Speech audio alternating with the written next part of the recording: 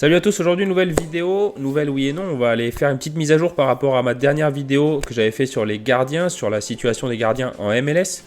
La plupart ça n'a pas trop bougé, mais certains ont bougé et en plus j'ai rajouté ce que vous m'aviez demandé en commentaire, j'ai fait mes petites recherches, du coup voilà je vous partage tout ça. Aujourd'hui je vais essayer d'aller assez vite, surtout sur ceux qu'on avait déjà vus, donc voilà. Donc tout de suite on y va, c'est parti. Donc on y va avec Steve Clark, juste avant, petit disclaimer. Tout ce que je dis, voilà, ça reste mon avis, donc je peux toujours me tromper, on sait jamais, donc n'hésitez pas à faire vos recherches avant surtout de balancer autant dans un gardien rare. Donc Steve Clark, je vous ai dit que ça allait être rapide sur ceux qui bougent pas. Pour moi, c'est toujours numéro 1 la saison prochaine, même avec le nouveau coach, pour moi, il n'y aura pas de souci, donc on passe au suivant. Stéphane Frey, normalement numéro 1, comme je vous avais dit, je conseille par contre fortement de prendre Stephen Cleveland, je pense qu'il va y avoir un petit passage de flambeau dans l'année. Donc vraiment à surveiller, donc on aura l'esprit tranquille si on a plutôt Stephen Cleveland. Personnellement, moi je vais me l'acheter, je ne l'ai pas encore acheté. Mais voilà, du coup normalement il n'y aura pas de souci pour que ça soit Titu, malgré tout, numéro 1. Comme Steve Clark, je pense que ça sera aussi sa dernière année. Donc voilà, à surveiller et au suivant. Et Brad Guzan, le vétéran d'Atlanta, ligament croisé, je vous en avais parlé. Je suis un peu plus sûr par rapport à sa titularisation parce que Rocos Rios Novos, il reste pas en Atlanta. Je crois qu'il est parti en Argentine, on me l'avait demandé. Donc du coup, je fais un petit clin d'œil. Et Raúl Godinho est en agent libre. Il va sûrement retourner au Mexique. Donc je pense que Brad Guzan prendra la titu. Après, à voir s'il ne recrute pas un nouveau gardien ou autre. Mais dans l'état actuel des choses, pour moi, c'est Brad Guzan qui prendra le poste de numéro 1. Et Eloy Room, qui devrait logiquement repartir numéro 1, à Nice en commentaire nous avait signifié qu'il y avait quand même du mouvement dans le staff de Columbus, donc à surveiller quand même, mais pour moi ça ne devrait pas poser de soucis quand même pour sa place de numéro 1. André Blake, pour moi, aucun souci, toujours pareil, international jamaïcain, en contrat jusqu'à 2024, meilleur gardien de MLS, donc voilà, je vois pas pourquoi il ne serait pas reconduit en numéro 1, donc suivant. Joe Willis, j'étais pas sûr par rapport à sa place pour l'année prochaine. Il y avait une option, et bien ça a été levé, il a été protégé, il continue à Nashville pour l'année prochaine. Donc normalement pas de souci pour sa titularisation. Martin Paes, gardien de Dallas, normalement pas de problème, toujours pour sa place de numéro 1. Donc voilà, je ne vais pas déblatérer plus, j'avais déjà tout dit ce que j'avais à dire dans la dernière vidéo, ça n'a pas bougé. Au suivant. Slonina, toujours l'incertitude, même si je pense pas qu'il restera à Chicago. Pour moi, j'ai l'intuition, alors là c'est vraiment que mon avis perso, qui sera sur le banc de Chelsea. Aucune certitude, voilà, il pourra peut-être être prêté à un championship même, alors pour ceux qui l'ont, ça serait jackpot. Mais voilà, donc gardien de 18 ans, futur grand talent, toujours. Donc voilà, moi je le vois bien sur le banc de Chelsea. En plus, ça va peut-être bouger un peu la hiérarchie là-bas, donc je le vois bien en numéro 2, peut-être numéro 3, mais voilà, donc à suivre ça. Et si vous avez des infos, ben, je suis preneur. Et pour les gardiens de la situation de Chicago, j'en parle tout à l'heure. Toujours pareil pour moi, ça sera le numéro 1, en plus U23, donc comme j'avais dit. Cody Cooper, par contre, ça c'est la petite info que j'ai chopée en cours de route. Cody Cooper ne reste pas à Vancouver, donc ça laisse encore un peu plus le champ libre du coup à Thomas Hasal. Pour moi, il n'y aura pas de souci pour son poste de numéro 1 l'année prochaine. Et James Pantemis, il me semble que je l'avais dit, alors il faudra que je regarde la vidéo, vous voyez, pour savoir. Mais l'option donc a été déclinée, donc il ne reviendra pas à Montréal. C'est le 3e gardien du Canada, de l'équipe nationale canadienne. C'est pas un mauvais gardien, donc je pense quand même qu'il devrait retrouver un autre club, en MLS ou ailleurs, je sais pas, mais voilà, donc c'est un pari un peu cher, 0,415, même si je pense qu'il retrouvera un autre club MLS, il n'y a vraiment rien de sûr. Donc voilà pour James Pantemis. Celentano, alors lui c'est pareil, je le vois de plus en plus numéro 1, Alex Can en numéro 2, donc voilà, rien de neuf par rapport à lui, mais un peu plus confiant sur sa place de titulaire l'année prochaine.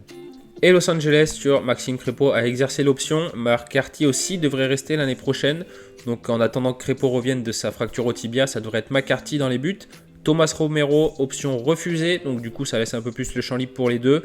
Donc normalement voilà, ça devrait être ça la hiérarchie. Et quand Crépeau reviendra de blessure, il reprendra normalement sa place de numéro 1. David Ochoa, eh bien, je m'étais trompé sur lui. Il ne va pas rester à DC United. Alors c'est des grosses rumeurs, je crois que c'est pas encore fait. Mais il devrait signer en Liga MX au Mexique. Et c'est Tyler Miller qui est pressenti pour lui prendre la place. Après, voilà, ça reste encore des rumeurs. C'est ce que j'ai lu à droite à gauche. Mais voilà, ça devrait se goupiller comme ça. Donc à suivre. Mais du coup, Ochoa ne devrait pas être le gardien de DC United l'année prochaine. Brad Stuver, pas de souci. L'option n'était pas encore exercée, mais j'avais dit qu'il n'y avait pas de souci. Et il a un nouveau contrat en plus jusqu'en 2025. Donc toute chose pour lui. Il n'y a pas de souci avec Austin qui a fait une super année comme lui. Tout le monde est content, donc aucun problème. Pour moi, c'est vraiment un des plus safe au poste de numéro 1. Alex Bono, comme j'avais dit, il s'en va. Et c'est pareil pour Quentin Westberg aussi. Donc ça, il y a une petite valse à Toronto, donc ça a parlé aussi de Tyler Miller. Il y a Thomas Romero qui arrive, c'est international salvadorien. Et il y a aussi le troisième, celui qui était troisième gardien, Greg Rangitwich. Voilà, vous irez voir l'orthographe dans le roster. Mais pour moi, il sera peut-être numéro 2, voire numéro 3. Alors moi, en scoutant un petit peu pour cette vidéo, je l'ai acheté parce qu'il y en avait un à 0,04. Donc du coup, pour un numéro 2, éventuellement, c'est vraiment pas sûr. Et bien ça, on sait jamais. Donc c'est le genre de pari long terme que je fais. Je peux garder 1 an, 2 ans comme Will Pulisic. Donc j'ai tenté, mais en tout cas, voilà, il y aura une valse des gardiens. Donc peut-être Thomas Romero, peut-être Tyler Miller, peut-être Greg Rangitwich, désolé pour la prononciation, mais je pense que ça sera plutôt Thomas Romero, mais vraiment rien de sûr. À Toronto, c'est vraiment là où il faut suivre la valse qu'il va y avoir au niveau des gardiens. Ivacic, toujours pareil, numéro 1, logiquement, pas de souci, donc on passe au suivant. Yarbrough, pareil, numéro 1 normalement à Colorado la saison prochaine. Peut-être sa dernière année à suivre, mais voilà, rien de neuf comme Ivacic par rapport à la dernière vidéo. Et Jonathan Bond, normalement, il reste à Los Angeles Galaxy. J'ai pas trouvé l'info officielle, donc à vous quand même de bien creuser sur lui si jamais il vous intéresse. Logiquement, pour moi, il sera numéro 1, mais voilà, derrière, à vous de chercher pour vraiment bien confirmer l'info. Coronel, pareil, pas de souci pour numéro 1, comme j'avais dit la dernière fois, donc on passe au suivant. Ah, Zach Matmat, alors je n'avais pas trouvé l'info, je l'ai trouvé. Il est en contrat encore jusqu'en 2023, donc logiquement, pas de problème pour qu'il soit le numéro 1 l'année prochaine. À vous de suivre un petit peu, voir s'il n'y a pas de préférence au niveau des remplaçants, mais en tout cas, il sera là l'année prochaine. Donc je pense que c'est pour assurer un poste de titulaire. Ah, et là, c'est un peu la prise de tête. Kansas, il y a John Purskamp, donc qui est en contrat jusqu'en 2025. Tim Melia, qui sera encore là l'année prochaine. Et Kendall McIntosh aussi. Je place plutôt McIntosh numéro 3, même s'il devrait rentrer un petit peu dans la danse. Bien malin, celui qui saura qui de Purskamp ou Melia sera titulaire. Est-ce qu'il y aura un passage de flambeau? Enfin voilà, donc ça reste mon avis, mais vachement délicat de savoir qui sera le numéro 1. Drake Callender, comme je vous avais dit, normalement il n'y a pas de souci pour qu'il soit numéro 1. Je ne sais pas si Nick Marshman ne part pas même, donc ça sera encore plus safe pour lui. Mais voilà, pour moi donc pas de souci. Et Sean Johnson, assez intéressant parce qu'il n'a toujours pas de contrat avec New York, il n'y a pas de prolongation, de nouveau contrat. C'est le deuxième ou troisième, il me semble, gardien des États-Unis en Coupe du Monde là en ce moment actuellement.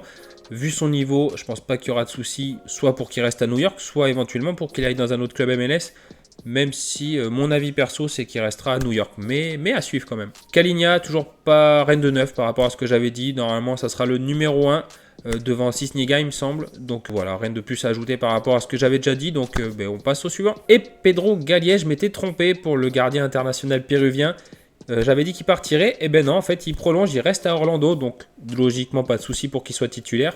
Et je fais un petit aparté, il y a Mauricio Pereira et Joao Moutinho également qui vont rester l'année prochaine. Il y avait des rumeurs Pereira qui l'envoyait en Uruguay, et en fait non, il reste bien, c'est acté. Donc voilà, les trois seront là l'année prochaine, et donc Galliès pour moi, aucun souci pour qu'il soit titulaire. Et certains l'attendent depuis un an et demi, c'est Roman Bürki, l'ancien gardien de Dortmund, qui est allé à Saint-Louis, donc c'est la nouvelle équipe de MLS, c'est l'année prochaine, donc normalement il n'y aura pas de souci, j'ai pas trop regardé la concurrence, mais logiquement c'est lui le numéro 1, et je sais qu'il y en a qui l'avaient acheté il y a un an, qui attendent avec impatience que ça reprenne, donc voilà, logiquement il n'y aura pas de souci, mais à suivre et à vous de checker un petit peu. Marcinkowski, parce qu'on me l'avait demandé dans les commentaires, alors j'ai cherché un petit peu sa situation, c'est vrai que je ne connaissais pas, vous voyez, c'est pour ça que je l'avais oublié, c'est parce que Saint-José, je ne suis pas trop, je regardais un petit peu quand il y avait Calvo, mais voilà, depuis quelques temps, même cette année, j'ai pas trop suivi. Logiquement, il devrait rester titulaire, il est en contrat jusqu'en 2024, j'ai rien lu qui disait le contraire, donc voilà, à suivre, mais logiquement, pas de souci. Et voilà, et Chris Brady, alors je pense numéro 1, après il y a Spencer Richey, est-ce qu'il va prendre la place ? Je sais pas, j'ai rien lu d'officiel sur ça. Moi, c'est juste mon avis perso. Je me dis qu'ils vont continuer avec les jeunes comme Slonina, Chris Brady qui a l'air d'avoir un très bon niveau. J'ai lu pas mal de choses positives sur lui. Donc voilà, je le vois bien numéro 1. Après, voilà, rien de sûr. À vous de checker. Mais voilà, c'est vraiment que mon ressenti. Et Bill Hamid, il devrait pas être reconduit. Ça fait 2 ans que c'est compliqué pour lui avec ses blessures. Entre la banquette, les blessures, l'attitude, assez compliqué à suivre. Je le déconseille parce que voilà, c'est pas une situation vraiment safe, mais pas impossible non plus qu'il soit titulaire l'année prochaine. Comme je vous l'ai dit, à DC ça bouge un petit peu, donc voilà, c'est vraiment un dossier à bien suivre en période de transfert. Donc voilà, j'espère en avoir oublié aucun cette fois-ci. N'hésitez pas si peut-être je me suis trompé sur un des gardiens, ou si vous avez une question sur un autre, n'hésitez pas à mettre en commentaire. ou comme d'hab à venir me voir sur Twitter. En tout cas, je vous remercie, j'espère que ça pourra vous aider et je vous souhaite une bonne journée. Salut!